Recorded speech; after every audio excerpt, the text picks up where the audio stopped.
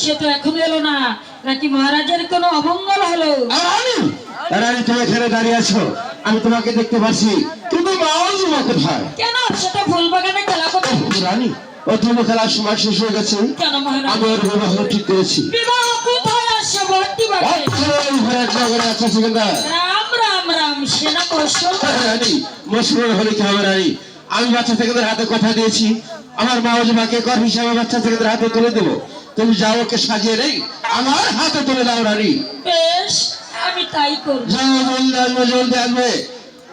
আচ্ছা সরকার, তুমি মনে করেছো আমার রাজ্য থেকে কর নিয়ে তুমি রাজ্য থেকে চলে যাবে না? রাজনীতির খেলা করে এখনো শেষ হয়নি। তুমি আগ্রহ মায়ের করে ফেলেছ। আমি যদি রাজ্যের পুরো রাষ্ট্র দিয়ে কয়েকটা বিদায় করি, তুমি বাজার বলে আসবে রাজনীতিতে এমন কর তোমার হাতে আমি তুলে দেবো। সারা জীবনের পর তোমার উচ্চমর্যাদা আমার পায়ের কাছে নিচু হয়ে থাকবে, নিচু হয়ে থাকবে।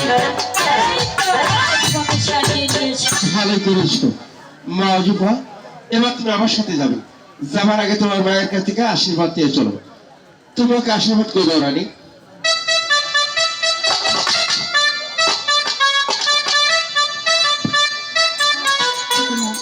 ও জুপা, আমার হাসি মুখে বিদায় দাও মা।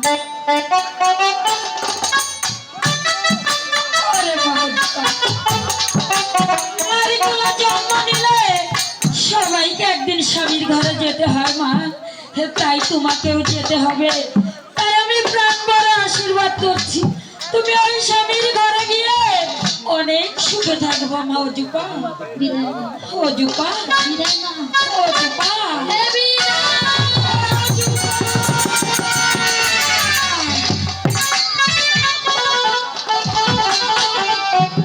হায় ভগবান, হায় ঠাকুর, তুমি আমার একমাত্র বাড়িকে সুখে রেখো, শান্তিতে রেখো। ওর প্রতি তুমি সহায় থেকো, সহায় থেকো।